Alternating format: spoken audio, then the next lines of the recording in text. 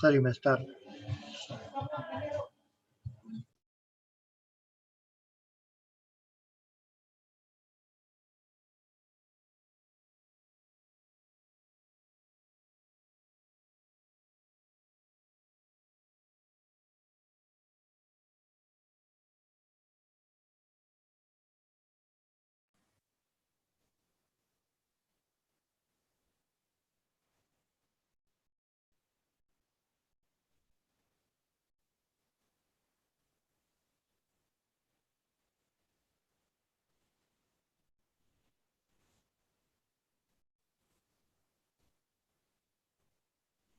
Right. Hello, everyone. I am Jacob Schiller, Assistant Professor in the Department of English, St. Anthony's College, and I'm also the Assistant Secretary of the English Language Teachers Association of India, Meghalaya chapter. And I have the privilege of welcoming you once again to the second day session of the 6-day National Online Workshop on Teaching of English, organized by the Center of Pre-Service Teacher Education and LTI Meghalaya chapter and St. Anthony's College. Today, we are going to have the second session, and we have with us Dr. Pinsuk Lin Im-Yong. She is an assistant professor in the Department of English at Shankardev College, Shillong, Meghalaya. And she's also a member of the English Language Teachers Association of India, Meghalaya chapter. So without further ado, I'm going to put up once again the introduction to our speaker, and then we will request her to come online and take her session. But before we do that, here are some housekeeping. We have received a lot of requests from different people to allow them to register and to participate, attend the workshop that we have with us, that we have before us. But we have not been able to register everyone and to accept everyone's request because we have gone over the 500 limit that Zoom allows. And so we have requested people to join us via YouTube link that we have put up. And so if you can see the YouTube link on the chat box, you can kindly share this with your friends and your colleagues. People can join in. If they would like to get a certificate by joining, by attending the workshop through the YouTube link, that can also be done as long as they're able to fill the feedback form and to provide us with their details. But they have to sit for at least a minimum of 5 sessions to be considered eligible for the certificate. So I'm going to put up once again the introduction to our speaker this afternoon, and then we are going over to the session as we are speaking right now. So I'm going to share once again our introduction to our speaker. So here is our speaker for today, and she's going to talk about classroom management, and she's going to teach us some concepts and talk to us about some of the theories, and she'll also be introducing some activities for us to try out this afternoon. So we are going to go now over to Dr. Pinsuk Lin Im-Yong, and we would like to invite her to come in and take her session. Can we find, can Dr. Pinsuk Lin come online?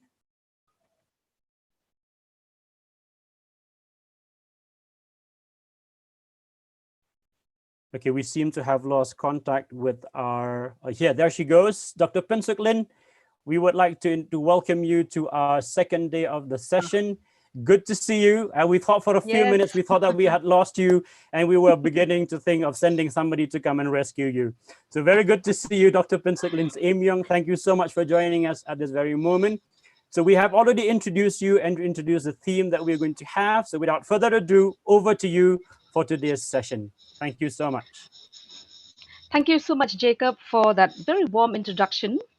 And I will take this opportunity to actually thank all the organizers for giving me this opportunity to, to share the session with you today. And my topic with you, the topic that I'm going to share, let me put up my screen. Let me share my presentation, right? Sorry, yeah. The topic that I am going to speak to you about today is classroom management, the classroom strategies that teachers can use. This topic is relevant across disciplines, and what you will be introduced here are some of the classroom management strategies, which some of you might already have know. Some of these classroom strategies that can be applied across disciplines and not just specific to the teaching of English. So without further ado, I'd like to sort of come first to the definition of what classroom management is all about. What is classroom management? Classroom management is a term used by teachers to describe the process of ensuring that classroom lessons run smoothly despite disruptive behavior by the students. It also refers to maximizing productivity in the classroom. That is the wide variety of skills and techniques that teachers use to keep students orderly, organized, focused, attentive, on task, and academically productive during a class. Uh, versus, the rule of compliance, which is a limited or more traditional definition of uh, classroom management, which has its focus largely on compliance, which are the rules and strategies that teachers may use to make sure that students are sitting in their seats, they're following directions from the teacher, and they're listening attentively. That is the traditional definition of what classroom management was all about earlier. But however, a more encompassing or more updated view of classroom management extends to all the factors that teachers may do to improve student learning, which would include factors like behavior. When you say behavior, we mean a positive attitude, the teacher's positive attitude, the happy facial expressions, encouraging statements, the respectful and fair treatment of students. The environment, for example, a welcoming, well-lit classroom filled with intellectually stimulating learning materials in order to support specific learning activities. Then we have expectations, which means the quality of work that teachers expect students to produce, the ways that teachers uh, expect students, the agreement that teachers make with the students, the teacher-student agreements and vice versa, basically. And we come to the materials. The materials are the kind of texts and equipment and other learning resources that teachers use in order to keep the students engaged in learning. Then we come to the activities, the kind of learning experiences that teachers provide the students, that teachers design to engage students' interests and their passions and their intellectual curiosity. So this is the more encompassing uh, uh, definition of classroom management. Uh, effective teachers, it is found that effective teachers who are good managers are also effective teachers who display strong classroom management skills, while the hallmark of inexperienced or less effective teacher is always a disorderly classroom filled with students who are not working or paying attention. Now, according to Moskowitz and Heyman, they said that once a teacher loses control over the classroom, it becomes increasingly more difficult for them to regain that control. Once a teacher loses control, it becomes very difficult for the teacher to to bring back control or regain that control. As stated here, it's all about control. Classroom management is all about control also, but in a good way, right? So let's go to the next slide. Now, this next slide shows the related research and study on classroom management. Here we have a couple of classroom management theorists who have worked on different kinds of strategies. Okay, we have in the researchers who worked on preventive strategies, we have people like Carl Rogers, Jacob Cunin, Alfie Kohn, Jerry Brophy, Harry Wong. Whereas preventative and reactive strategies, we have people like Richard Mendler and Alan Kerwin, William Glaser, Fred Jones, Thomas Gordon. And in reactive strategies, we have B.F. Skinner, Lee and Marlene Cantor, Rudolf Dreikers, Barry Bennett, and Peter Smilanish. Now, all of these, those of you who are interested, have further interest in classroom management, you can all look them up, for a more deeper and thorough understanding of their work. But for our purpose today, I have chosen very few, just four of them. I've taken just four theorists, management theorists, one from each strategy. We have Jacob Cunin, we have Harry Wong, Richard Mendler and Alan Kerwin, and B.F. Skinner. Jacob Cunin spoke at length. I mean, he was a great propagator of what we know as the ripple effect, with itness, and overlapping. Okay. Uh, Ripple effect simply means that when a teacher corrects the behavior in one individual student, often this positively influences the behavior of other nearby students. This ripple effect is greater when the teacher clearly names the unacceptable behavior of the student and provides the reason why that behavior is unacceptable. You see, if you look at this picture here, I think it's easier for you to understand they're like the ripples of a stream. Like, it's one drop here is enough to create a lot of ripples. So when a teacher corrects the misbehavior of one student, it will positively influence the behavior of other nearby students, right? And next, we come to the concept of with itness. Okay, Kunin used the term with itness to describe that teachers always know what is going on within his or her classroom. This can be done by scanning the classroom every now and then, and so students will believe that the teacher is always looking at what they're doing. All teachers should be aware of what is taking place within all parts of the classroom at any given time. Kyonin believes that if students think that the teacher is alert and aware of what is going within the classroom, they are not likely to misbehave. So, this witness of the teacher will ensure that there is very little room for misbehavior or indiscipline to occur. And I think this picture here is is so apt for the term witness. See, the teacher's looking at the blackboard, but at the same time, she actually knows what is going on, in her class. Now, the third concept of overlapping. Okay, by this, Kyonin means that overlapping is actually a teacher's ability to effectively handle two or more classroom events at the same time. Instead of becoming engrossed only in one activity and letting the others be neglected.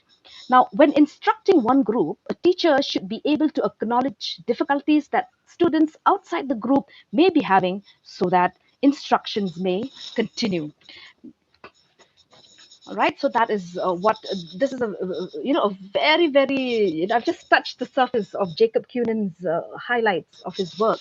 Okay, because of constraints of time, I can't go so much in depth into it. So now we will move on to the next one, Harry Wong. Harry Wong is, in fact, a great propagator of, how to be an effective teacher the first days of school. He is of the opinion that, what a teacher does in the first days of school will determine the success or failure for the rest of the school year. Teachers can either win or lose the class. Look at that. Teachers can either win or lose the class on the first days of school. Wong also reminds teachers that they are not there only to discipline the classroom, but they must also manage it. Wong advocates that it doesn't matter, what level, subject, or environment that teachers find themselves in. Good classroom management begins with welcoming students on the first day of the school and every day of the school year. Wong suggests that, the teacher's smile, handshake, a warm greeting may be the only positive interaction that the child has all day long. He believes that when teachers greet someone heartily with a warm smile and a friendly salutation, all is well in that person's world, if only for a fleeting moment. Now, some of Wong's classroom management procedures on the first day of school consists of teacher readiness. When the teacher is the teacher ready or not for the for the first day of school. Teachers should also make sure that not only he or she is ready, but also is the classroom ready to receive the students in the first day of the year. Making the classroom ready in order to maximize student learning and minimizing student misbehavior. Teachers should do everything possible, to welcome the students and making sure that they know what to do, where to go, and how to get there on time. Teachers should also ensure that students are assigned to their seats on the first day of school itself so as to avoid confusion and behavioral issues. Teachers must keep in mind that what is done on the first day of school may determine how much respect and success one will have, for the rest of the school year. It is always easier for a teacher, to have control over the classroom in the beginning of the year than to regain control if it is lost. So it is proven that a strong, positive start to the school year and the immediate implementation of a few simple procedures, can provide a structure that guides or assists the teacher to have a well-managed classroom. On the other side, I'd like you to just take a look at all these, having a very good welcoming note to the students in your class. For example, this teacher has put up this thing here: welcome back to school. Welcome. When you enter this little room, consider yourself one of the special members of a group who enjoys learning together. So these are very encouraging, warm welcome for the students to the school year. And it is very important that as a teacher, we must make a very good first impression to the students, because once that is established, there is less misbehavior to occur. Then we come to uh, preventative and reactive strategies propagated by Richard Mendler and Alan Kerwin. Okay, they talk at length about discipline with dignity. And in this book called Discipline and Dignity, Kerwin and Mendler probed into the issue of why students misbehave. Why students misbehave. In fact, most students misbehave, at times, but bad behavior may not be harmful. Now, let's remember this, that bad behavior may not be harmful or may not place students in danger of failing, but it can irritate the teacher. Obviously, it irritates the teacher. Okay, because sometimes there are also students who misbehave, who break rules for more serious reasons, such as gaining a measure of control over a system that has damaged their sense of dignity. Okay, so such students may realize, some students misbehave because they realize that they cannot be good at learning, but they can be very good in being bad. Look at that. Okay, very good at being bad so as to meet their need for attention and power. Okay, so the goal of discipline with dignity, the central focus of discipline with dignity is to reclaim back those students who are destined to fail in school because of their misbehavior, and doing so with a sense of dignity in terms of effective communication between the teacher and the student, the teacher's ability to diffuse potentially explosive situations and reducing violence, the teacher's ability to prepare children for the future, and valuing and protecting opportunities for learning. Then we move on to the reactive strategy, and this is the behavioral management theory of B.F. Skinner. The idea that learning is a function of change in overt behavior. I think we're all very familiar with Skinner's theory. He opines that changes in behavior are the result of an individual's response to events that occur in the environment. So the key element in Skinner's stimulus response theory is reinforcement. A reinforced environment is anything that strengthens the desired response. In a classroom situation, it could be in the form of a verbal praise, a good grade, or a feeling of increased accomplishment or satisfaction. Skinner believes that the goal of educational psychology should always be to find ways in order to make education agreeable and effective for all students. His learning theory, relies on the assumption that the best approach to modify behavior is to modify the environment.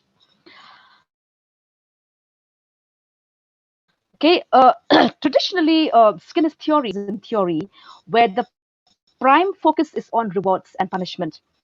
The main focus of behaviorism is the modification of individual behavior, modification of individual behavior, leading the student to build positive behavior in the classroom. Now, the teacher plays a dominant role in the classroom, as far as behavior management theory is concerned. Teachers play a dominant role in the classroom and is responsible for all the ongoing issues in the classroom, ranging from students' motivation to students' misbehaviors. The teacher exerts controls over the students, the teacher mediates the environment wherever possible, and incorporates a reward and punishment approach to redirect students. In these teacher-centered classrooms, students are more or less very passive. They're passive learners, and compliance is valued more than the student's own initiative to learning. These kind of classrooms are very centric. It's a very centric and very teacher-centric, autocratic approach. All right. So this is just a few of the classroom management of the research in classroom management strategies that these professionals like Kunin, Wong, Mendler and Kerwin and Skinner and the rest of them have worked on. So this is just to tell you that there is a lot of groundwork that has already been done regarding classroom management. So let's move to the next slide. Now, in recent years, the reform in classroom management, we will talk about this a bit. In recent years, classroom management has received an increasing amount of attention from education leaders, reformers, and researchers who have begun to investigate, analyze, and document the effective strategies used by successful teachers. The growing emphasis on classroom management is also based on the recognition that effective instruction requires effective management, and that strong management skills are the foundation of strong teaching. Now, today, there are more professional development opportunities related to classroom management being offered to teachers that, there's so much being offered to teachers. If only we, have interest enough to look into them. There have been discussions about the role of practical teaching techniques in teacher education and certification programs. There have been discussions about, the overemphasized education theory in teacher education and certification programs at the expense of practical. There's too much theory, too much theory is being propagated in these courses at the expense of practical applied skills that teachers will need in the classroom, such as classroom management strategies. While there is widespread agreement in education that effective classroom management is essential to good teaching, okay, there is often debate about which strategies are the most effective, or what is the best approach to the management of a classroom or other learning environment. Now, which strategies would you think are the best? So this is again very, very subjective from teacher to teacher. Some teachers feel that um, effective classroom management begins with student compliance and classroom orderliness.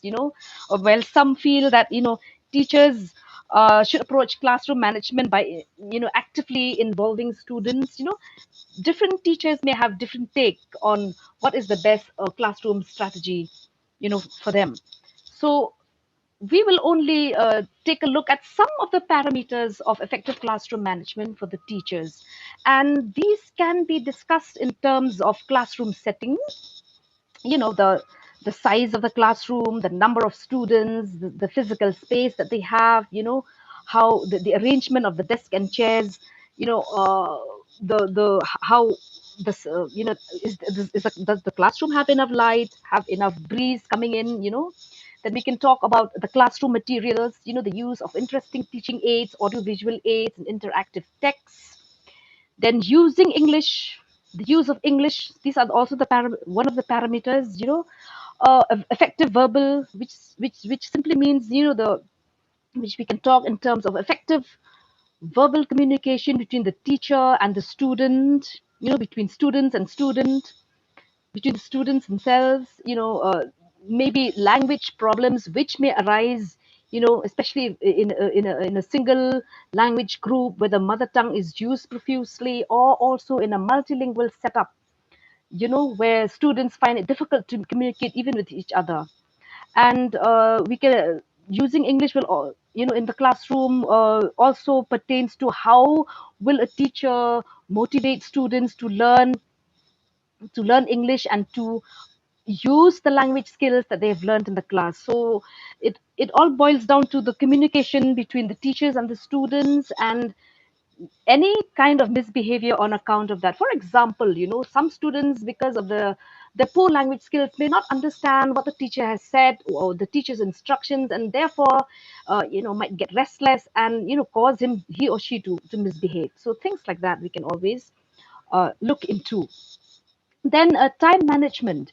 Time management is simply the efficient use of time, because oftentimes the teacher is busy managing a few students and in return is not able to manage the entire class. So taking some time before the class start and jotting down, it's very important to jot down the task and procedures for the day, so that it saves time and inculcates a sense of discipline in the students. You know, for example, it is here that the concepts of with itness and overlapping, will come into will come very handy. It is always very important for the teacher to stick to the classroom lesson plan and have strategic techniques in case of any kind of misbehavior. So with effective classroom management strategies, teachers can create a very productive classroom and ensure that the time spent inside the classroom is educational and not wasted in dealing with students' distractions and misbehavior. Then managing classroom behavior is nothing but, oh sorry, building managing classroom behavior is nothing but building relationships between between the teacher and the students, between students and students. How teachers are able to promote social, emotional, and problem solving skills with the students and the teacher's ability in dealing with behavioral issues. So with consistent habits, the students are likely to cause less behavioral issues, because when you have a properly a proper classroom management plan, students will be engaged in a preset of task, that the teacher has already planned, and they will not have the time actually to cause troubles. And if such behavioral problems do occur, a teacher can resort to what I had just discussed with you, the ripple effect. How one teacher corrects the misbehavior of one student, and that will sort of positively influence the behavior of the rest of the students. Then we come to specific behavioral teaching techniques and attitudes. A positive This means a positive class environment, which ensures that a student works productively and shares his opinion openly in the classroom without any inhibitions, thereby building his or her confidence. Then uh, effective teaching here is nothing but again, the teacher's ability to adhere to smooth and effective transitions between classroom tasks and lessons. How a teacher manages time very efficiently inside the class. Then uh, we also come to this very important point: consistency in the class. This is an important point because sometimes a teacher is absent from school, okay, but the teacher has to be absent from school for some of their personal work. So with smart classroom management strategies, teachers can inculcate consistent habits within the student, so that whenever they don't come to class, or when they put a substitute, the students know how to behave in the class. All right. So, and if a teacher has control of a classroom, it is not likely that a fight or a violence will happen inside the classroom. Good classroom strategies ensure that the classes are organized as well as productive, and that students do not engage in any kind of fights, whether physical or verbal. Working with parents. Now, working with parents is also a very important classroom management strategy, because it is always good to have parents on your side when we talk of the extended learning of a child outside the school in their own homes. And teaching parents skills to enhance learning at home is also very important. And as teachers, do we set aside time to actually meet a child's parent, to discuss about the child's learning curve? That's very, very important. And actually, parents also would highly appreciate defined classroom management strategies, because it gives them that assurance that their child is in the is in good hands, and that they will grow in a positive direction. Reflection and support is another very important classroom management strategy for a teacher. It simply means how far you as a teacher engage in self-reflection. At the end of the day, what have you done today? What kind of a teacher am I? What did I do wrong today? What worked today? Things like that. Self-reflection is always very good. It also means how well a teacher is managing his or her own personal stress, whether you as a teacher support and collaborate also with your other colleagues. These are all very, very important classroom uh, management parameters. Okay, there's so many, but I've just taken a few because again, like I said, with constraints of time, we can't be talking uh, about too many things. This is just to give you an idea. Now, this is the list of classroom management strategies that should definitely be part of a teacher's culture. And building healthy relationships, I think we had just discussed, just now, that, teacher-student relationship is very important, as well as, students' relationship with one another. Because when students trust their teachers, they make greater efforts to listen to them. When students trust their teachers, they make efforts to listen to their teacher. And teachers should also actually make an effort of knowing the students, sometimes even on a personal level, for a deeper understanding. Appreciating the achievers is also very important, because we as teachers, we have to sort of celebrate the hard work of students by giving them frequent appreciations, set milestones, and identify the ones achieving them by calling out their names in the class and asking for the experience and the lessons that they had learned. Developing respect and authority simply means that teachers should set behavioral rules on the very first day of teaching, and stick to them. And once a teacher sets rules, the teacher must stick to them. And for those students who do not follow the rules, we have to reprimand them. We obviously have to sort of reprimand them, and set an example by informing their parents or the principal. The teacher needs to be consistent with their behavior and take the same action for every student who breaks the rules. Making students feel involved, encouraging group projects, letting students contribute in building guidelines, documenting rules. These are all very, very important strategies where, uh, teachers can, allow students to be involved in even in actually framing rules. This method is actually better than giving them a set of rules to follow. If teachers collaborate with students to develop classroom rules, I think that would be very, very effective. Teachers can start a discussion by asking students what should be the rules.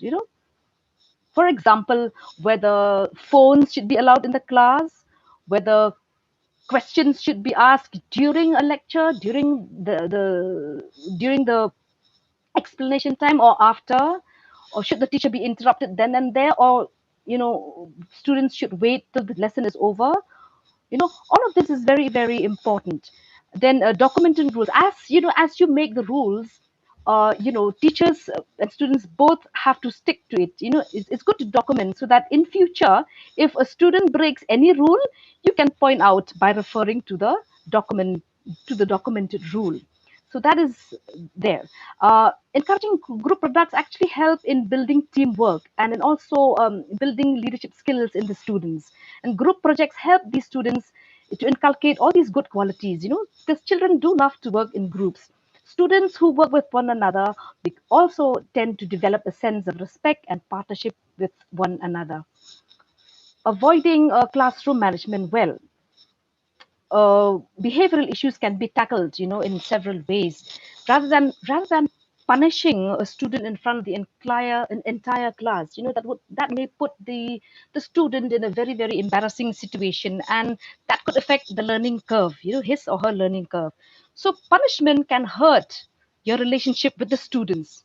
Okay, and when that is hurt when that happens, it affects all the other classroom management strategies that you try to to follow. So this is where that Mendler and Kerwin's discipline with dignity comes into play. Using nonverbal communication simply means that words accompanied with actions help in retaining the feedback better. Instruction strategies should also include non-verbal communication by including, gestures and expressions. That's very important. Instead of talking too much, we just use our hands and our facial expressions to sort of throw across the point to the students. Teachers can also make use of external content like videos, teaching aids like audios, visual aids, audio clips, PowerPoint presentations sometimes in the class, just to sort of stimulate the students' interest in the class. Using gamification is like when you turn your lesson into a kind of a game, just to motivate the students. For example, if a student scores 50 marks in a quiz, the teacher can give that student 500 points. Teachers can also refer to the next chapter as the next stage. Okay, you finished one stage, first chapter, now second stage, second chapter, now another quiz. So like that, it's like a game, and students are compelled, to and are motivated to actually learn the lesson. And it's also very important to uh, become a mentor to the student, not their friend. To for us as teachers to help and support students in dealing with the challenges, not as their friend, but as a mentor. And it is important that we have a warning system in place, because this will help in preventing distractions in the classroom, as well as set an example for other students. Again, a kind of a ripple effect strategy that we're talking here. And it is important that as teachers, whenever there's a problem, we have to deal with it without delay. Because when we deal with smaller problems immediately, we prevent them from blowing out of proportion and affecting the learning environment. The next point is to prevent clutter in the classroom. Preventing clutter will help eliminate distractions and inculcate a good habit. Dressing appropriately, yes, as educators, as teachers, we must dress appropriately. Like formal dressing is likely to have a positive impact on the students if you want them to take your instructions seriously, right? Now, adopting a non-biased approach, we have to, as teachers, appreciate the achievers and be very unbiased in our approach, because when we have to recognize whom to appreciate and when. Working while teaching is also a very good strategy, as it will help the teacher to keep a better eye on what the children are doing in the classroom, whether they are engaged with the lesson or not. Right?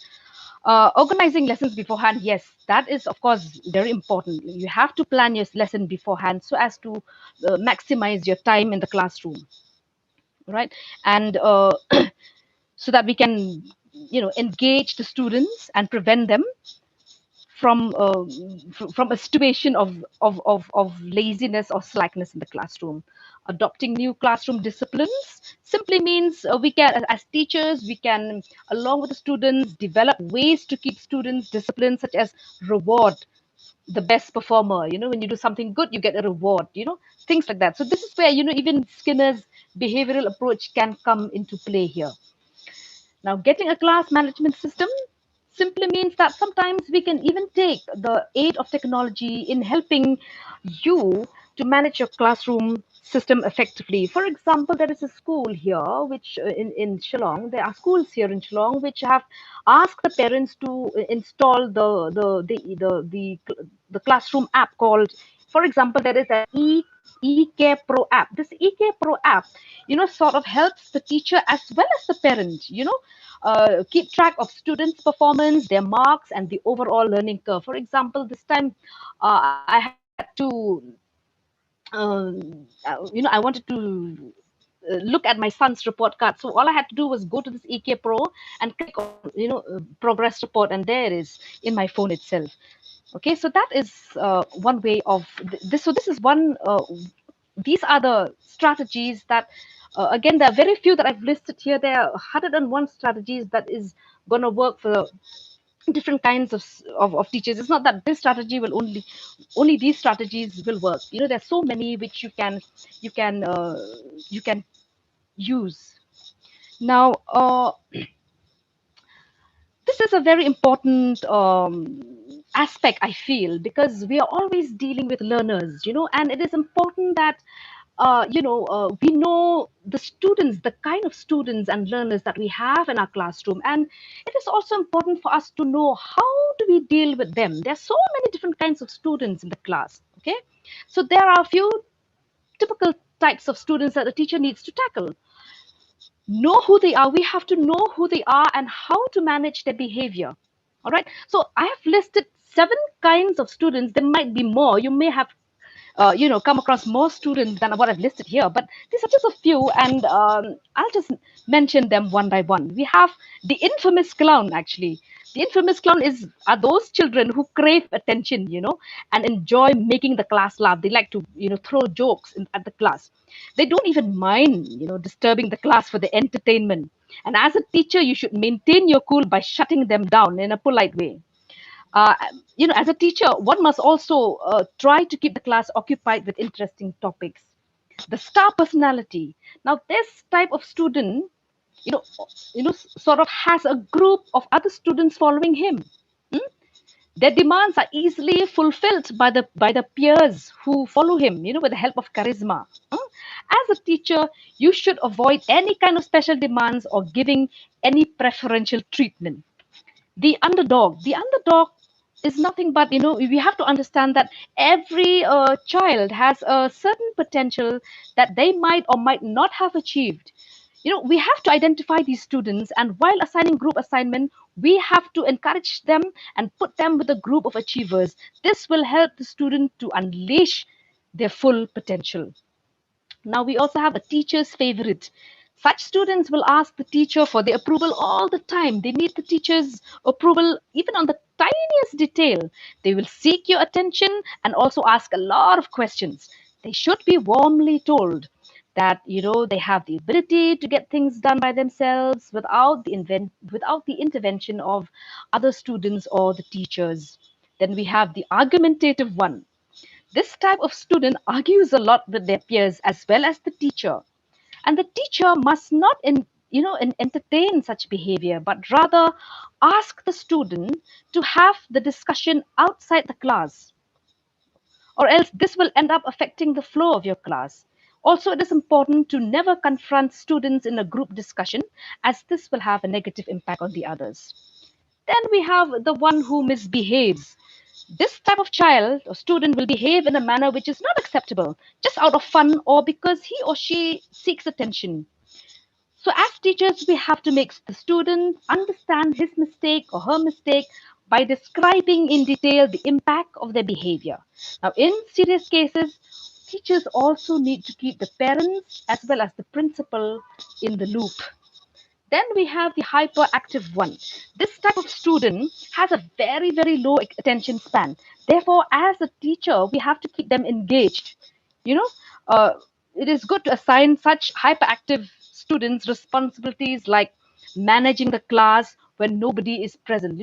Assign them the role of a classroom monitor. It'll keep them occupied and also make them feel very important.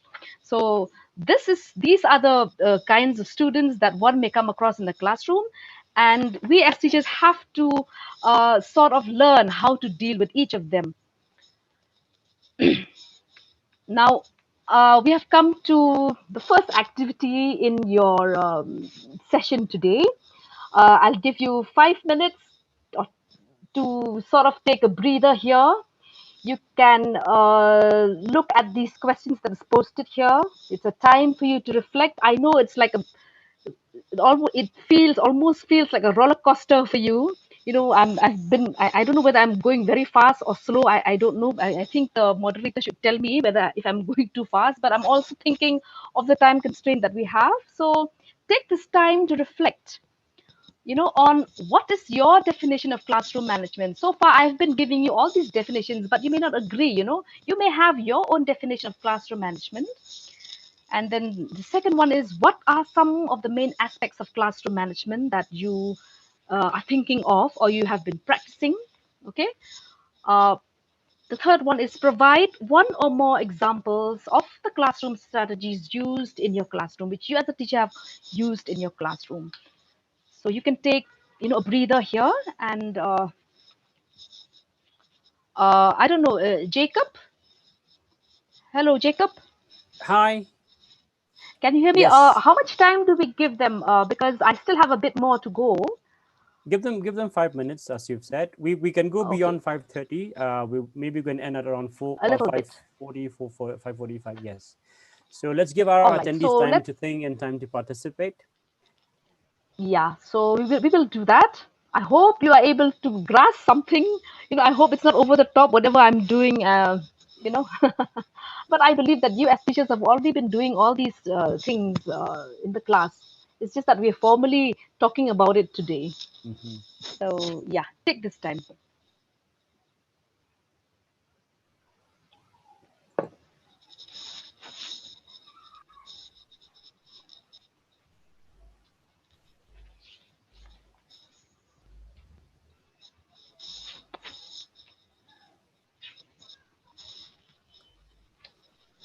Dr. Im Yong, if you can take a look at the chat box, you will be finding a few responses starting to come in. Oh, all right. Let me just. And so we've only got one from Sri Devi, from Manasi, I'm sorry, from Where is my? Manasi. Your chat box. All right. Yeah. Yeah. So one is from Sri Devi, another one is from Manasi, Maharana. Very interesting comments on Okay. your feedback on your presentation. And again, on the activity, we have one from KL Nagaraju. He's talking about, Uh, I'm not really ensuring sure learners' he or engagement she. effectively. These are just, I think these are sort of, they're not questions, rather, they are comments, Yeah, there are comments. which are Yes, very good. yes, yes. Yeah, very nice. Great. Classroom management is the way to hold and handle the overall activity. That's very good. And to basically, yeah, what's basically the student teacher relationship? Yeah. Narrating the Improving positive behavior of productivity. students. Yes. Yeah. Ensuring good behavior in the classroom. First impression, positive reinforcement. Yes. Mm. Yes, all this. See, classroom management is something which all teachers have already been doing actually, but it's But without just that knowing the names and the we, labels. yeah, unknowingly we have all been doing it. It's just that today we are formally addressing all of them. Mm. So, yeah. Okay, while our attendees are working on their activity, I came across an interesting comment on your labeling the students. You're calling them the underdog, the argumentative type, and so one of the attendees is of the opinion No, that no, you no. These should. are the types. Okay, type. You're not labeling them as such, but you're just No, describing. it's not labeling them. All right. It's describing the behavioral types. So how do we describe? This is not labeling. It's basically just to sort of identify the behavior Okay. types of students. Yeah, Okay. it's basically Great. that. Great. Okay. So we're still looking for questions to come in. In the meantime, we're having a lot of very wonderful feedbacks from our attendees. Uh, One of our colleagues has said, "Oh wait, Erica Mary Jerwa said classroom management would be maintenance of discipline and getting across the required content to students in an effective manner." That's great, wonderfully put. With a long year, with many years of Yes, experience in teaching. agreed. Yes. Yeah, Uh, yes, Okay, so Erica. building a positive relationship with the students, yes, this is very, very important, I believe. becoming a mentor, Yeah, and I working can while see teaching. Yeah. working while teaching, group work and student centers. Yes. Okay, Manasi says we need Yeah, to. child psychology is in fact very, very important. Yeah, Okay, that's I good. feel to be, yeah, before becoming a teacher, I think we should all go through the process of learning child psychology first. Okay, I think that's we, a very good ground. We have to do a lot of groundwork on that. of course. Um, Uh, so this is I think Barga. shall I begin? Yeah, please, you can go back. Then we can come back to the feedbacks later. So thank you We so can much, always come attendees. back. Yeah, Yeah. yeah, we can always come back to this. So over to you again, Dr. Pinsuklin Pisamyong, for your Yes. next session. Yes. Sure.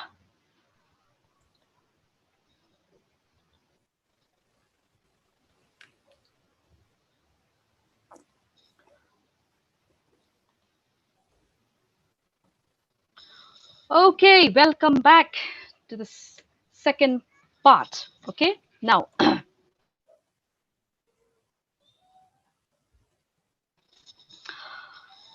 in this second, just allow me to just take a sip of water. Such as this, the question is, how can teachers use how can teachers use classroom management strategies in an online classroom? Now, so far we've talked about classroom management strategies in a physical classroom, when the teacher is in direct contact with the students. But how do we do it now that we are so engaged in it? Managing an online classroom has actually different components than managing a physical classroom. No matter what age or range of students a teacher teaches online, there are certain considerations that they should take into account to effectively manage their classroom and their workload. You know, with most schools closing for the remaining part of the teachers are suddenly propelled into new teaching and learning concepts and strategies so as to finish out the school year, and teachers must ensure that the digital classroom platform is managed effectively to ensure students learn remaining grade level standards successfully to be prepared for next year, for the next grade, right? So that is very important. Now, some of these to ensure that such learning takes place, there are few strategies that teachers can follow in an online classroom. Okay, number one is create a routine for the classroom time. Create a routine for the classroom time, right? Students thrive with routines in the classroom, whether it is the physical class or the online on their computer from their living room. Creating a routine for this time inside the online classroom makes it more productive for both teachers and students. Teachers have to find ways to engage the student digitally with the content, and how do we monitor students understanding. But with proper classroom routines, students will be able to focus because the flow of the lesson is engaging enough, simply because the teacher has planned ahead. That's very, very important. For example, a classroom routine here would mean that besides having a specified time of the day, a period where you take the class, but once you log into the class, now what for example, what do you do the first few minutes of logging into a class? you know uh, Teachers maybe can take 2 minutes of the class to sort of review the previous lesson, or engage in some kind of in typing the response to one of the homework questions in the chat box, something like that. Okay, or the student can do something, can sort of answer a problem, a do now problem in the chat box, or students can show what they've done on a piece of paper, show it to the camera, things like that. The teacher can monitor these kind of activities in a when their proper routine is set. So after 2 or 5 minutes that the teacher, apart from the main lesson, these are the routines that the teacher can follow in the beginning of the class, right? So things like that. This is no matter how you do it, please do create a proper routine. What you do once you log in your class. Create a kind of routine or set of rules which students know what to do. Number two is, I think we all face this, when we take class, minimizing distractions at the beginning of a class.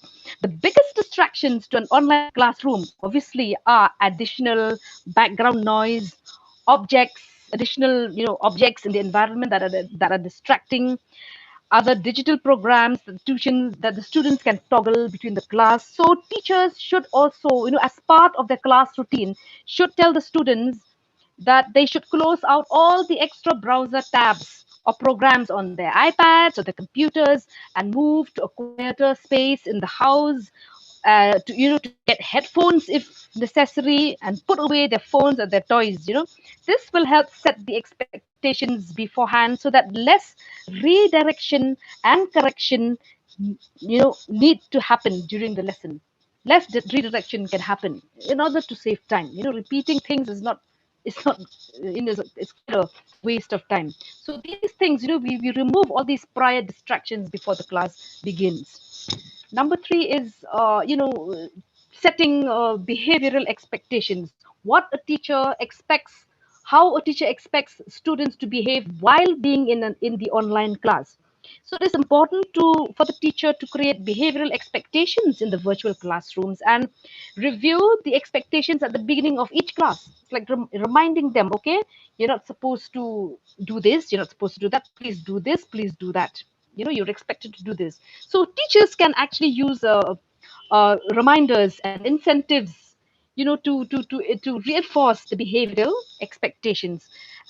Students should be listening. Things like, students should be listening, taking turns engaging in conversation, respecting their teacher, their peers, and the learning environment. I think we all understand what all this means. For example, if you want to speak, if students want to speak, they cannot all speak at the same time. You can't all unmute yourself at the same time. So taking turn taking is a very, very important behavioral expectation. For example, when a student wants to speak, he or she may raise their hand in the Google Classroom, so that the teacher can address the query next, turn by turn. Then the next point is setting academic expectations. Teachers should set academic expectations for students as well. Teachers should recognize that students who are on task, giving them on work, should recognize that students who are on task, are given due recognition. In order to motivate the others, when the teacher finds that the student is on task and student has posted something, teachers can use statements like, oh, okay, look here, everyone, Manbha has given a very good point in his answer, or Iba has shared two different ways in how she has solved the equation. Very good, Iba. Things like that. Setting academic expectations, making sure that students are engaged actively in the learning process at all times, even in an online classroom. So, and for this, teachers can use various digital strategies like, raising their hand, or type in the chat box, or being part of small group conversations, so that students are engaging with the content. In fact, since even today we have Zoom also has a feature called breakout rooms, where the teacher can assign two or more students to a separate virtual room to have smaller discussion, and then send a minute countdown with a button to click to return back to the main Zoom room. So that is, Zoom has these features. And then we also have even the Google Class, for that matter. Google Classroom also allows teachers to customize assignments, provide real-time feedback on Google Documents, enriching materials with additional videos, teaching aids. There's so much potential for teaching and learning there in the Google Classroom, and I think we should all take advantage of using Google Classroom, because it's really, really a great way to for teachers to interact and connect with their students. The next point we can come to is holding separate consultation hours for other students' issue. Now, it is very difficult to differentiate effectively in an online classroom. We have no way of knowing how far the students are learning, whether everybody is following your instructions or not. So holding separate hours is a great way for teachers to quickly check in with the students, or for students to reach out to the teacher if they need help. Teachers can use such hours for students who might be struggling with the content, or to interview students for a comprehensive check and grade. Teachers can hold smaller online group meetings for students with specific abilities, uh, s- for example, those who are slow learners, teachers can sort of hold separate one-on-one meetings with them, with the students, as well as even the parent, even the family, the parent of the slow learner can also join, and together with the teacher they can sort of help frame a new learning plan for the child. Okay, that is very, very important. For example, when I say whole separate consultation hours, means, I mean, apart from the classroom lessons, teachers can choose to have open hours, like, okay, from Monday, once or twice a week, maybe Mondays from 1 to 4 p.m. A child can schedule a slot to meet the teacher on a one-on-one basis or a small group basis, things like that. They can plan with the teacher on the kind of time slot that they can meet and talk to the teacher separately. The last point here is balance equity of voice for different personalities. Now, again, like like I mentioned earlier, that in a classroom there are different kinds of students, and especially in an online class, teachers will find that some students are more dominant than the others. In a classroom there'll be different kinds of learners. There are the shy ones and the outgoing ones. The more outgoing talkative students will always want their voices to be heard and to share the excitement. Teachers can sort of mute or even block certain students from speaking if they are dominating the conversation, and sort of use the chat box and commenting features to balance students voices. Teachers can also use non-verbals and or hand features for students to share their answers. And in fact, teachers can sort of involve the more shy, introverted students into learning, because they can help them, because they need more processing time.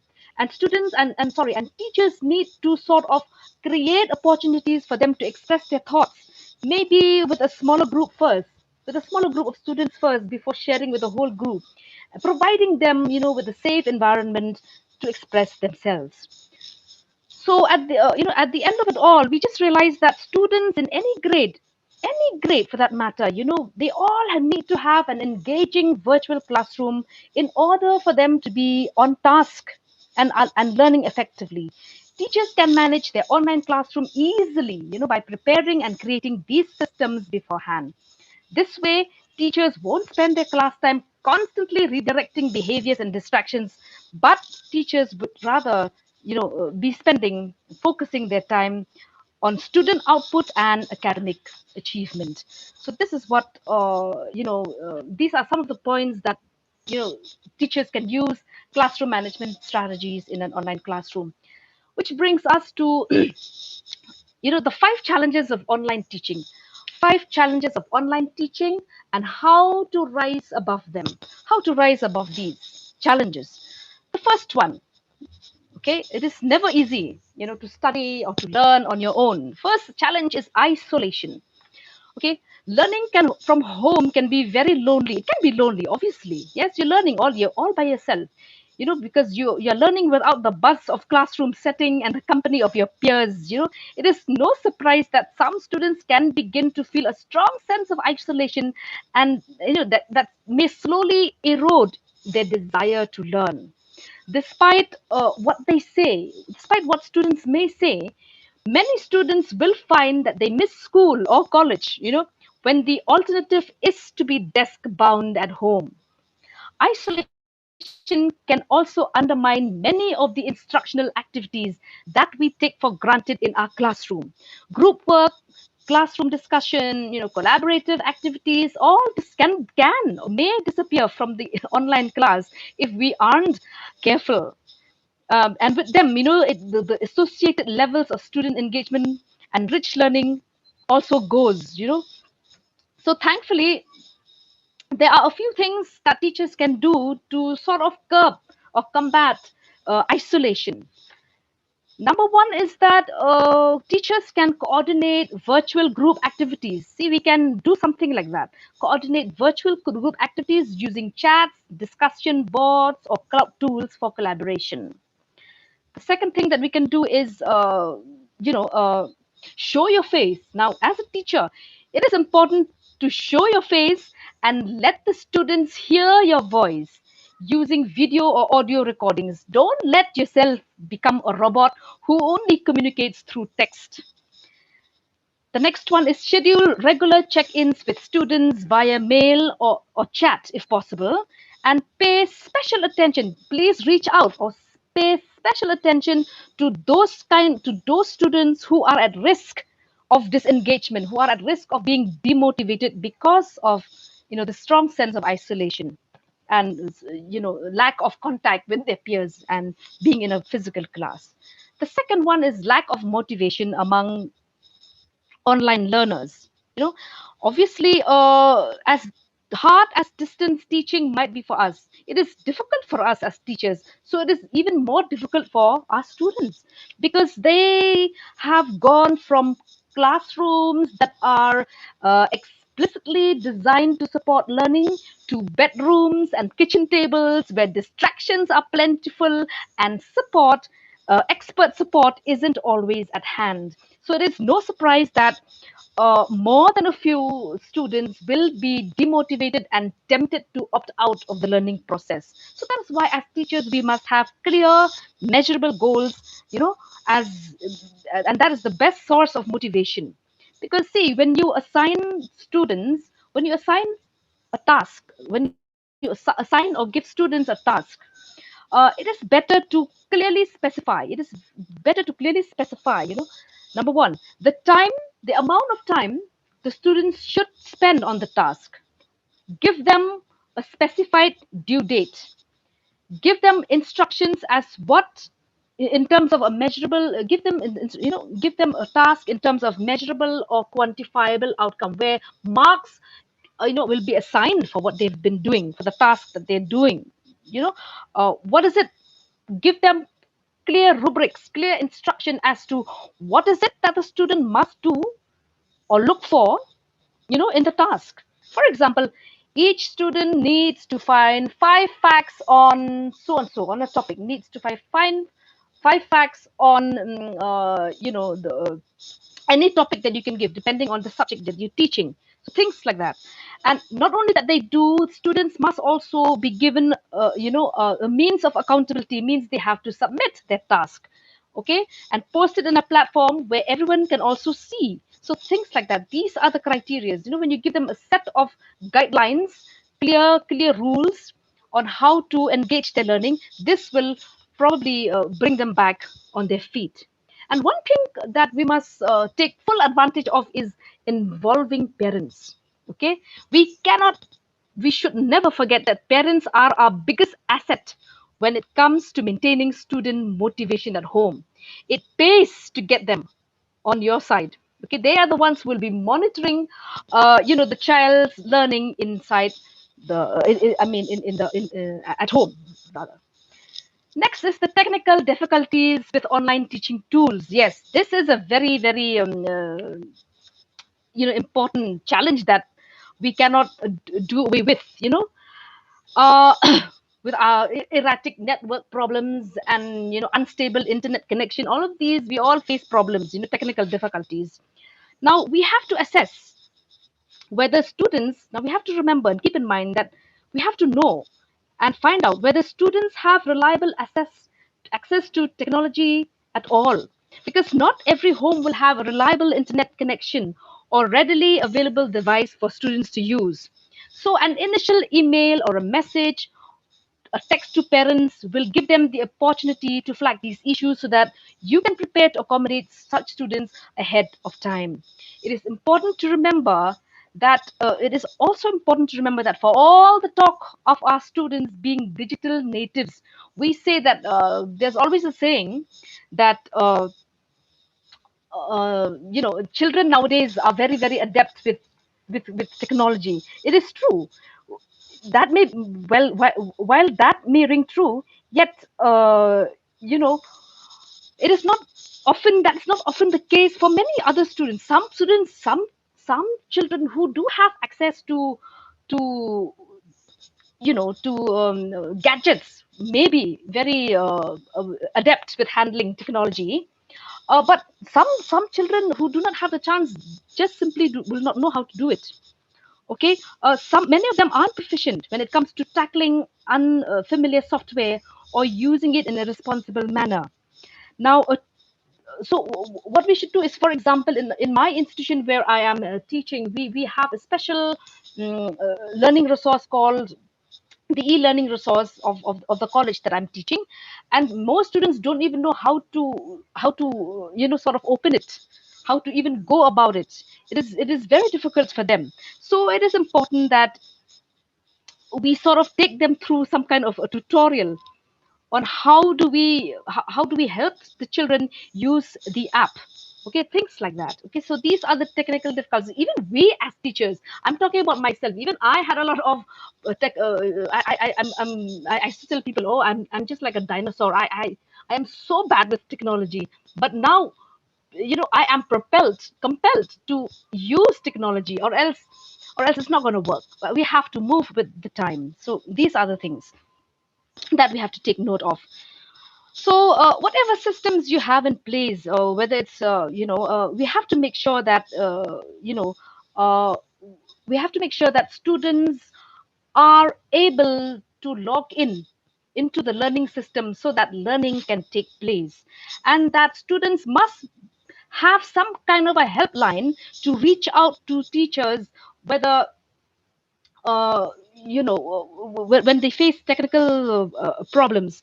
Maybe you can give them a kind of a number where students can sort of text you or email you in order to tell, in order to inform you that they are having problems with uh, with the internet connection or anything, so that at least if they are really facing problems, you as a teacher can find alternative means of helping them get support for their learning. The fourth one is time consuming resources. Now, in an online class, even your verbal in an online class sorry in an online class, even your verbal instructions will have to be translated into clear written documents that all students can access and understand. Now, this is very important because, honestly speaking, it is so much easier. It is so much easier to actually go inside the physical classroom and start teaching there. Whatever you say in the classroom verbally, is not going to be, you just go to the class and deliver your lecture and then that's it. But in an online class, you have to be very careful because you can't just speak like that. You can't just speak like that. Come up. You can't just speak. You have to actually clearly type them. You type your material, clear written documents so that the students can access and understand. In fact, I find myself making PowerPoint presentations all the time so that students, just so that you can keep your students engaged in whatever you've been teaching. This is very, very tedious. It's very time consuming, but we have to do it anyways. Now, how do we help ourselves? How do we help ourselves? How do we help ourselves,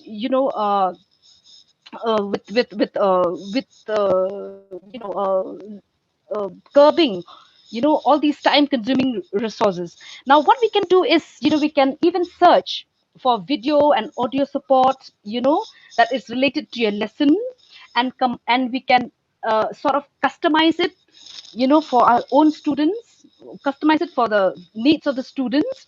This is a very good strategy. Some teachers have even resorted to recording and posting their own instructions and posting it online in the classroom. You take a recording of yourself. This way, even when you're sick, you're unable to take the class, you can students can still access your learning resource anytime, anytime uh, that they can. Okay, now if you want to avoid churning out a 10-page instructional manual, this is what you can do. You can you can actually just put an interactive video, for the students. This is very important. You can even have, educational games and stuff like that, something that the students can relate to the lesson. Of course, besides your classroom lecture, your own instructional materials, these are the other materials that will also help, keep your students engaged in learning. So that is what I have to say about time consuming resources. The last point is setting and forgetting online learning activities. This is quite a challenge for all of us, actually. I'm talking about myself especially. Being on an online environment, I sometimes feel that I am less accountable as a teacher, and students are not the only one who might feel less accountable in a distance learning setting. It is a struggle for me as a teacher too, for us, because we are stripped off FaceTime and classroom environment, and it can be very easy for us. We are so used to a classroom, physical classroom environment, which takes so much into account, about us, which sort of, I would say, which is so much part of the accountability of our jobs. Somebody is there to monitor us, but actually at home, we have to rely on our own integrity as teachers, to be accountable to us, as ourselves and our students. And it can be very easy to revert to a kind of a set and forget mode, because once we've assigned students online some work, on an online platform, we just, hope for the best. Sometimes this is also a challenge where, we challenge of being accountable for ourselves. So therefore, as teachers, we still do need to be accountable. Of course, we still do need to be accountable to ourselves and our students, even in the online learning environment. And we must continue to persevere, despite any situation. We have to buckle up and, stand in the gap. But one thing I would like to say before I close is that our dedication as teachers to quality learning can never go unnoticed. It can never go unnoticed in the face of such massive disruption. It's a time when in such a time like this, where we are housebound, we're learning from home. This is a time where our students need us. They need us now more than ever before. And it is the perfect opportunity for us as teachers to try something new and innovate, for the sake of our students. And hard work and perseverance will go a long way, in arriving at a very successful teaching and learning process for our students. So with that, I come to the end of my presentation. I hope that you have, learned something from this session. And I would like to really, really thank each and every one of you for giving me a patient listening. It's not easy to sit and listen to somebody yapping for almost 1.5 hours. So I really thank each and every one of you for sitting through till the end of this session. And now I will have to engage you in one last activity. And this is a very simple, uh, activity that you can do, and that is, what is your takeaway from this session of the workshop? Is there something new that you've learned, something new you are being reminded of, something you may have already learned, already been familiar earlier, but sort of reminded again here? So what is your takeaway from this session of the workshop, and how will it help you as a teacher? How will it help you as a teacher? So I'd like you to take a few minutes. Jacob, how long should we Well, give? we can go for another 5 minutes. We would like to see as many people participating, and that would be great if we can get All feedback right. from as many attendees. So in Yeah. the meantime, So, I would like to request you to unmute your video so that we can see yeah, you yeah. just before we go. Okay. All right. Let me. Yeah. So, as the participants are sort of handling this activity too, let me, yeah, do what you have asked me to do. Yeah. Okay. All And right. Bayer Lynn, can you also unmute your video for a minute? Okay. Yeah. Yes. So Let I'm me going to sip take a. some water. Yes, please go ahead. I'm going to take a photograph in the meantime for documentation and recording purposes. In the meantime, while we are Oh, waiting all for right. our attendees to send in their feedbacks. Okay, there you All go. right. Okay, so we have got questions also from our attendees, and this is a very interesting question.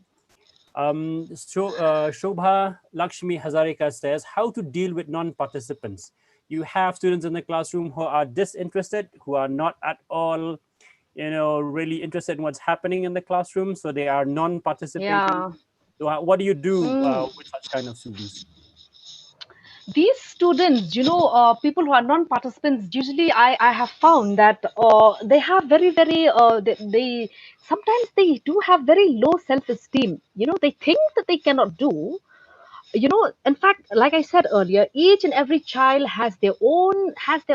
God has endowed each and every child with a very special ability. Hmm. Some know it, some don't. So it is us, our responsibility as teachers to sort of single out. In fact, we have to be that alert, to be able to, identify such students.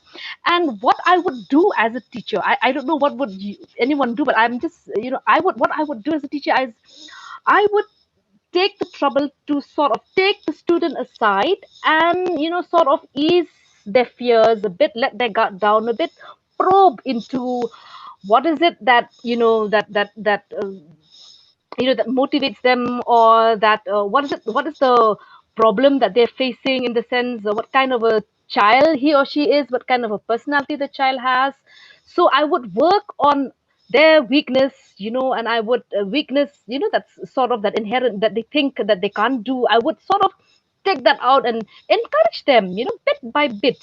That is what we should do, create opportunities for such students. Maybe we could, like I said, in a group activity, I would put that very shy student with all these overachievers, so that it'll rub off, it'll sort of motivate this other child to also speak up. So motivating learners is very subjective. Actually, it depends, from situation to situation. But as a Hmm. teacher, we must take that kind of trouble to sort of walk through with the child and try and know more about the child. Okay, so we have another question from Rudy Lingdor. He says, thank you for the insightful session. My question is there any possible medium which teachers can use for students in rural areas where internet isn't available? That is again the issue that we all face as teachers, because I don't know what to say. I think there is nothing that can that can replace the internet now. I mean, that is why, when you have see, a Google Classroom might not work because sometimes students will not get internet. So what we can do is actually use the Google Class. I don't know. Maybe you can help me here, Jacob. Google Class is at least that platform. You can post your resources, you can post your activities there, as and when a student is able to get connection, Mm, that student will be able to access that, and he or she will not be missing out. So anytime that they get to a place where they do get connection, that is the time when they can access that. I I, think for me that's the only. I'm not an expert in this as well. Even like I said, I'm a dinosaur. well, you're not really a dinosaur. Otherwise, you'll not be able to talk about so many interesting concepts and theories. What I think what Dinosaur in technology, I mean. okay. Well, one of the things that we have done, and in order to address this issue, is to send pre-recorded videos to students through WhatsApp and Telegram. I think that has Yeah, worked to an extent, but we have also seen students having to go from their home village to another village in order to get reception. So that yeah, is also something that we're still struggling with. yeah. One particular resource that we have not yet tapped fully is the radio. Using the radio to reach out to students in Ah, that's a good one. in teaching Yes. some of our lessons. Something that Gyan of the IGNU has done through television and through radio, Gyan and Darshan, is it? Gyan Darshan, yeah, something Mm-hmm. like that. I think we could think of something like that, Yes. or if it's possible, we can send our lessons to a particular community center in a village, and then that community center can disseminate the lessons. But that would take a lot of planning and a lot of people coming together. So that is something that we can still explore. Okay, so we have Yeah. we have got, I think, 2 more questions. We have some more time. This is from Manasi Maharana. How to deal with differently able students through online teaching? Very interesting question. How do you deal with differently able students through online teaching? I think for that, well, I have not delved into this so much, but I think getting parental support is very important at this time. You know, more than anything, as teachers, like I said, we really need the support of our parents, even for a non-disabled child. So, especially for a person who is physically challenged or challenged in some other way, we really need at least a kind of a guide figure or a parent, an elder brother or a sister to assist the child. So that is where maybe the more of the uh, communication would have to happen with the person who supports them at home. So that is one thing. But as much as we can, in the online platform, a student might as well. I don't know. I'm not an expert in this, but we can still engage them in some way if they can log in into a class. Or actually, what would be best is what would also be best is, like I said, create a one-on-one time.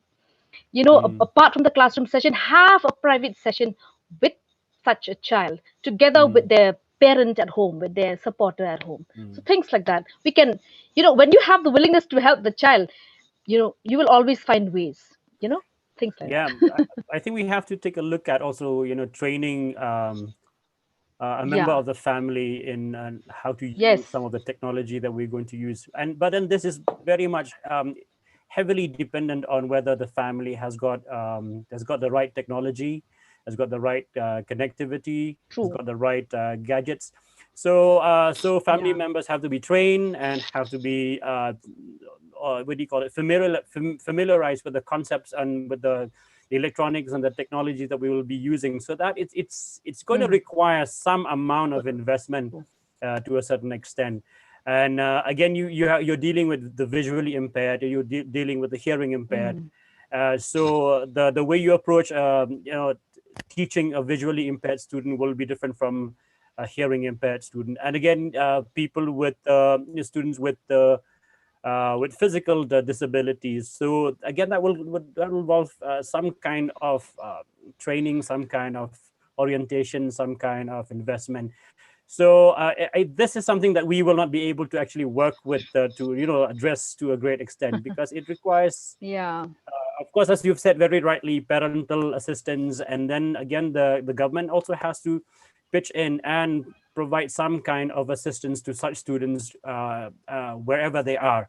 And that is something that we are seeing Exactly. yeah. And as far as the colleges and schools are concerned, the government is seen to be doing something, is providing funding and grants to educational institutions in order to buy True. gadgets and electronics and making them available to the Yeah. specially gifted students and children with special needs. So I think we have another 2 or 3 more minutes, and we have one more question. All And right. this is from an anonymous attendee. I don't know why you have to be anonymous. You can always be, free to share your name, but it's all right. So we can actually share your question. Do you think that online examination is more of an exam to the students or to the parents? And a very interesting question. Online exams more oriented towards the parents or towards the students? That's a very interesting question. It is a question of integrity also, isn't it? Mm-hmm. For me, I mean, I as a parent, I wouldn't help my child. I mean, I would leave my child to it actually, because that wouldn't be fair. Mm.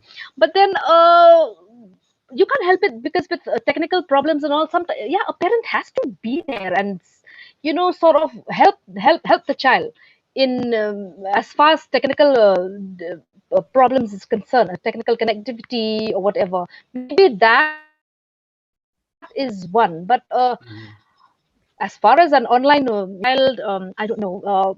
I think it should be for the child, not for the parent. Parents Obviously. shouldn't be involved in, you obviously should not be involved in the whatever the child writes in the exam. Mhm. That will have Mhm. to be, again, we have to have integrity as a parents as well. But Thank you helping with the technical part, yes, we should assist our children. very much. Yes. So we have this input from Dr. N. Samuel Babu. According to Dr. N. Samuel, Hmm. national institutes are conducting classes for differently able students, and that is something really wonderful. So okay, so we look like, I think we don't have Oh, any that more is really great. questions. Yes, we have one more. This is from Raj Lakshmi Yeah. Pretimayam. What would be Oh, the acceptable workload for the okay. student? Due to being stuck at home, students are constantly engaged in chores. Their focus is taken away from the studies, and there's no distinction between a learning space and the noisy family environment in most homes. I also agree with this. I share the same sentiments. Working at home is not really good because home invades the work space, and workspace gets disrupted obviously when you have Yeah. family around you. So, what is the accepted load for students studying at home? 9 to 5, 9 to 3, I like they think used to the do. that is too much.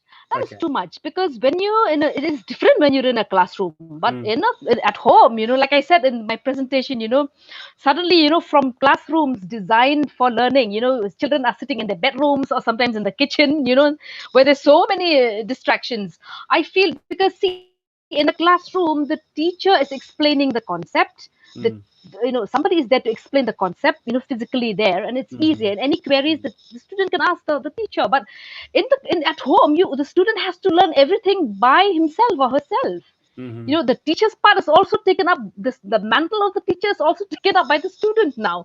mhm, It's not easy. It is really, really not easy for the child. So I don't think they should, especially when you are a class teacher and having so many, when you are a class teacher, you also teach so many subjects in the class. I mean, this is just from what I see in my own daughter's school. This class teacher teaches maths, teaches science, teaches English. So you as a class teacher should not overburden. See, when you've already given English or maths, please do not give them any more science for that day. Give them, mm, wait it out. It's not that children will go for any competitive exams immediately. So mhm, there's no need. I don't think we should rush them because learning should be a joyful experience. It should be meaningful, not a stressful situation for the child. And it's too much sometimes. So I think we have to cut some slack because obviously it is not easy for the child as well as for the parent as well as for the teacher actually. Yeah. yeah, I think you're right. Somebody has said this. He said, if the student does not learn for a year, teachers can actually, when students get back to school, they can still work on this, help them to catch up with their learning, Yeah. catch up with their with their subjects. Fully agree. But yes, but if you messed up a student's psychology in that one particular Fully year, it's going agree. to take several years for that student to be normal, to get Yeah. back to normal. So I think that's a very To good get advice. once you And lost, yeah, yeah, so I'm exactly. trying to Yeah, follow. yeah. Very good I'm trying. advice. Thank you. Yep, I'm trying to follow that also with my son. So I'm trying not to mess up his psychology by forcing him to study when he does not want to study. But we also need to keep some kind of a Yeah. routine so that he at least stays in touch with his books as much as possible. So, Yes. Dr. Pinsuklin Im Young, we have come to the True. end of a very interesting learning, Ah. educative and enlightening session. That is, these are not my words; these are the words of the attendees. They have really benefited greatly from this session, and they've learned a lot of things. And I'm really grateful to all the attendees who've attended because they themselves are teachers. They have been teaching for many years. They've got PhDs in different fields. They have been teaching in colleges. They've been teaching in Yeah. schools for many, many years, and Exactly. and and they still have the humility and the learning spirit to come back and to learn some more from this session. So thank you so much, attendees, for your interest and for your patience throughout the network issue that we've been having Thank you. Yes. and the hiccups that we've had along the way. But we have really, really enjoyed presenting to you our sessions and bringing to you our resource persons from the different colleges and different institutions. So I'm going to share my screen for a minute just to remind you once again who are the organizers of this workshop, the sponsors of this workshop. This is part of the housekeeping that I have to do. In the meantime, I know Dr. Pinsuk Im Young, your throat is parched. You must want a good cup of tea or a cup of coffee. You can quietly A cup of tea. disappear as, Yes. yes, as I put up this video and share my screen just Yes. before we sign out. So thank you so much, Dr. Pinsuk Yes. Im, for sparing us your valuable Yeah. time and for doing so Thank much you, work, Jacob. compiling all No. the Thank information you. It's and my the pleasure. so thank you so much for joining us today. So I'm going to share my screen for a minute, and hopefully you'll be able to see this as we Yes. go live. Can you see this, All right. Violin? Can you see this? Yeah. Yes, Thank Okay. you, sir. everyone. Thank you, Thank Yes, Jacob. sir. Thank you, everyone. Thank you. Thank you, ma'am. So, dear attendees, we will be able to send you the feedback link on the 5th day and the 6th day of the workshop. If you are attending via YouTube, we will do our best to also share with you the feedback link. If you can join us on the 6th day or the 5th day or the 6th day, we will be able to send you the feedback link, or you can email to us your email IDs at 6dnowte@gmail.com. Violin, can you type that down for our attendees? Those of All you who right, are sure, listening sir. via YouTube, you can please take down the email ID. It's 6dnowte@gmail.com. Send us an email. We will send you the feedback link form for the feedback form for the session, and you can fill in your details, and we will be sending you your certificates.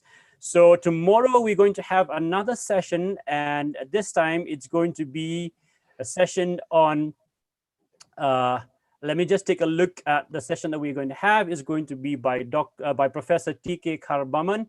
She will be addressing one of the key issues that we have. It's an interactive approach to pedagogy. We will confirm that again with you as we go along.